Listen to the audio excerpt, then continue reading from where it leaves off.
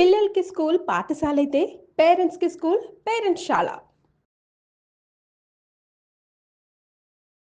నమస్కారం, సుమన్ టీవీకి స్వాగతం. నేను మానస. ఈరోజు మనతో పాటు ఉన్నారు ప్రముఖ కవయిత్రి, విశ్వ నియమాల ప్రచారకురాలు డాక్టర్ లక్కరాజు నిర్మల గారు. వారితో మాట్లాడదాం.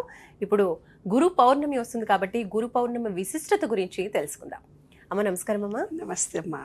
అమ్మ, చాలా మంది తమ ఇళ్లలో నానమ్మ కావచ్చు, అమ్మమ్మ కావచ్చు, లేదా తాతయ్య వాళ్ళని ఎంతో ప్రేమిస్తూ ఉంటారు. అలాంటి వ్యక్తులు చనిపోయినప్పుడు వీళ్ళకి ఆ చనిపోయిన వ్యక్తులు కళ్ళలో కనిపిస్తూ ఉంటారని చెప్తూ ఉంటారు. తరచుగా ఎందుకు కనిపిస్తూ ఉంటారంటారు? అలా కళలో వాళ్ళు రావడం అనేది దేనికి ఎగ్జాంపుల్ అనొచ్చు?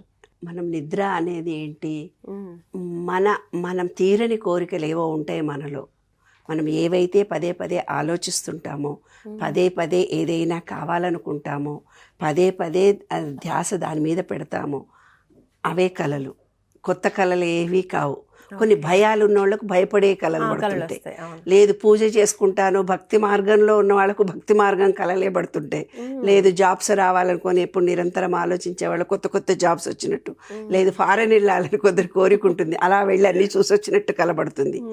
లేదు కొంతమందికి చాలా భయాలు ఉంటాయి, రేపు జీవితం ఎట్లానో ఎల్లుండి ఎట్లాగో. అలాంటి వాళ్ళకు నాగుపాము తిరుగుతూ ఉన్నట్టు, వాళ్ళు ఎంటబడుతున్నట్టుగా, వీళ్ళు పారిపోతున్నట్టుగా కలబడుతూ పోతుంటాయి. ఇంకా భయపడుతూ పోతుంటారు, రేపు జీవితం ఎట్లా, నాకెక్కడ సెక్యూరిటీ లేదు, ఏం లేదు, నా ఆరోగ్యం ఏం పాడు, అలా పండ్లు ఊడిపోతున్నట్టుగా కలలు పడతాయి వాళ్ళకి.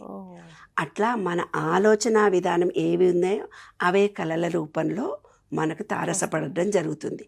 ఒక వ్యక్తి, ఇంట్లో ఉన్నటువంటి వ్యక్తి ఎవరైనా అంటే వాళ్ళకి చాలా ఇష్టము, ప్రీతికరమైన మనిషి వాళ్ళు లేరు, వాళ్ళని గురించి వాళ్ళ సబ్ కాన్షియస్ మైండ్లో వాళ్ళకు మధ్య అనుబంధం చాలా ఎక్కువ ఉండి ప్రేమ ఆత్మీయత పంచుకొని ఆ రోజు ఏదో సంఘటన జరుగుతుంది. అబ్బా మా అమ్మనే కనుక నాకుంటే ఇలా ఉండేదా, అమ్మకి వెళ్ళి చెప్పుకుంటే బాగుండేది, అమ్మ ఈ పండుగ రోజు నన్ను ఎంత బాగా చూస్తుంది అని అనుకుంటారు. ఆ అమ్మనో అత్తనో భర్తనో మేనత్తనో ఎవరో ఒకళ్ళు, ఆ ఇంట్లో ఒక కూతురో ఎవరో లేని వ్యక్తి తను బాగా చూసిందన్న ఫీలింగ్ని ఆ రోజు తను తలుచుకుంది. జరిగిన సంఘటనల్లో వాళ్ళు చూపించిన ప్రేమను తలుచుకుంది. ఆ రోజు రాత్రి వాళ్ళు కళలోకి వస్తారు. వచ్చి నువ్వేం బెంగపెట్టుకోకు, నువ్వేం టెన్షన్ పడకు అని వాళ్ళకి ఏదో చెప్పినట్టుగా, అమ్మవారి రూపంలో కాసేపు కనిపించి కాసేపు మాయమైనట్టుగా, కాసేపు ఏదో అంటే ఇంబ్యాలెన్స్డ్గా ఏదో ఒక అర్థము చెప్పనట్టుగా, వీళ్ళ మనసులో ఎలాంటి ఆలోచన వాళ్ళతో మాట్లాడుకున్నట్టుగా ఎలా ఇంబ్యాలెన్స్గా కలుగుతుందో, ఆ వ్యక్తి లేకపోయినా భావన ఎలా ఉందో అలాంటి కళలు పడతాయి. కళలోకి చనిపోయిన వాళ్ళు రావడం అంటే వాళ్లకు వీళ్లకు ఉండే అనుబంధము ప్రేమ అనేది చాలా ఎక్కువ ఉన్నప్పుడు మాత్రమే జరుగుతాయి. ఎక్కువ ఉన్నప్పుడే కాదు, డిటాచ్మెంట్ కూడా ఉంటుంది కొందరికి. ఎందుకు డిటాచ్మెంట్? ఇప్పుడు సన్యాసం తీసుకున్నాడు ఒక ఆయన భార్య చనిపోయింది, ఆయన భార్య ఆయన కళలోకి రాదు, కానీ మానసికంగా ఆయన డిటాచ్ అయిపోయాడు. ఎప్పుడైతే సంసారము ఇల్లు అనేది లేకుండా, అంటే భర్తలు విడిచిపెట్టిన ఆడవాళ్ళు, పెళ్ళాలను విడిచిపెట్టిన మగవాళ్ళు ఎన్నో ఉంటాయి కదా మన ఈ నిత్య జీవితంలో, ఎన్నో సంఘటనలు చూస్తుంటాం కదా, వాళ్ళకు కూడా ఇంత అనుబంధాలు ఉండవు. ఎప్పుడైతే డిటాచ్గా ఒక ఉద్యోగం మానేసావు నాన్న, ఆ ఉద్యోగంలో బెదిరిస్తారేమో నన్ను అని నువ్వు భయపడుతూ పోతున్నావు.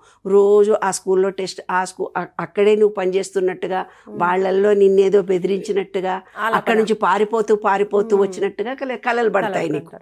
అంటే అక్కడ ఉండి ఆఫీసులో నీకు కలిగిన సిచ్యువేషన్, నేను రిజైన్ చేశాను, నన్ను ఏమంటారో ఏమో అనే భయం నీ సబ్ కాన్షియస్ మైండ్లో ఉన్నప్పుడు ఇలాంటివన్నీ పడతాయి. కాబట్టి కళలు అనేవి ఒకంత మనలో కలిగిన భావాలే. ఇంకొకటి, కళల్లో ఒక విచిత్రమైనటువంటి సంఘటనలు కలుగుతాయి. అవి ఎలాంటి కళలు అని అంటే, తెల్లవారుదామన నీవే ఏదన్నా జాబ్ కావాలి అనుకున్నప్పుడు 4 to 5 టైంలో మనకు కళలు పడతాయని పూర్వీకులు చెప్పారు. ఆ టైంలో కనుక ఒక గులాబీ పువ్వు వికసించినట్టుగా కనపడ్డా, ఒక గురువులు కనపడ్డా, ఒక దైవము నీలో కనిపించిన తర్వాత ఆకాశంలో ఇలా ఎగిరిపోతూ ఆకాశంలో అలా ఫ్రీగా మొత్తం తిరిగి వచ్చి చూసినట్టుగా కలబడుతుంది కొంతమందికి. అంటే ఆకాశంలో పక్షుల్లాగా అలా అలా అలా అలా మ్యాజిక్ చేసినట్టుగా తిరుగుతూ, అంటే వాళ్ళు విశ్వం అంతా కూడా విశ్వ చైతన్యంతో మమేకమైపోయి అన్ని విషయాలను వారు తెలుసుకునే అవకాశం ఉందని అర్థము. ఏ ప్రదేశాలైనా తిరిగి చూడగలిగే అర్హత కలిగి ఉందని, అందరితో మంచి రిలేషన్షిప్ ఉందని అర్థం అనమాట. ఒక పువ్వు లాంటిది ఏదైనా వచ్చి మీకు వికసించిన పువ్వు, మంచి వాసనతో కూడినట్టు పువ్వు వచ్చింది అని అంటే మీకేదో మంచి జరుగుతుందని అర్థము. అట్లా ఒక గురువులు కనిపించారంటే గురువు అనుగ్రహం కలిగినట్టుగా. అంటే మన సబ్ కాన్షియస్ మైండ్లో మనం ఏది కోరుకుంటున్నామో అదే మన కళలు. ఇంకోటి ఈ కళల విషయంలో కొంతమంది అంటూ ఉంటారు, ఎర్లీ మార్నింగ్ పడ్డ కళలు 6కి 5కి పడ్డాయంటే అవి నిజమవుతూ ఉంటాయని. ఒకవేళ అవి భయానకము, కొంచెం టెన్షన్ పెట్టించేవైతే ఇంకా వాళ్ళు భయపడుతూనే ఉంటారు. అది నిజమే అంటారా? 6 o'clock సెంటిమెంట్ అనేది కరెక్టేనా? సబ్ కాన్షియస్ మైండ్లో మనము నిద్రపోయినప్పుడు జరిగినవి కళలు నిజము. మనము 4 నుంచి 5 గంటలకు లేచి ఫస్ట్ థాట్ ఏం చేస్తామో అదే మన జీవితం. ఫస్ట్ థాట్ లేవగానే, డీప్ స్లీప్ నుంచి లేవగానే 6 గంటలకు లేచావనుకున్నాను, 6 గంటలకు ఫస్ట్ థాట్ అబ్బా హెల్దీగా ఉన్నాను అనే ఆలోచన వస్తే హెల్దీగా ఉంటుంది. అబ్బా ఈరోజు నీరసంగా ఉన్నాను, అబ్బా రాత్రి ఏదో కలబడింది, ఏదో భయంగా ఉంది అంటే ఆ రోజంతా భయంగా ఉంటుంది. అంటే నీ తలరాతను ఎవరు రాయరు, నువ్వే రాసుకుంటావు బ్రహ్మ ముహూర్తంలో అనేది శాస్త్రం. కాబట్టి ఆ టైంలో పడ్డ కళలు నిజమవుతాయనేది మూఢ విశ్వాసమే. అది కూడా నిజమంతా కూడా కాదు. ఎందుకంటే మీరు పండుకునేది 12 గంటలకమ్మా, లేచేది 6 గంటలకు 7 గంటలకు. పగటి కళలు అంటున్నారు మీరు, కానీ నిజమైన ఉదయం కళలు కాదు అమ్మ. ఇంకొక చిన్న క్వశ్చన్ ఏంటంటే, చాలా మంది ఇప్పుడు చనిపోయిన మన పూర్వీకుల యొక్క ఫొటోస్ ఇంట్లో పెట్టుకుంటూ ఉంటారు, వాళ్ళని చూసి గుర్తు తెచ్చుకుంటూ ఉండడం అలా.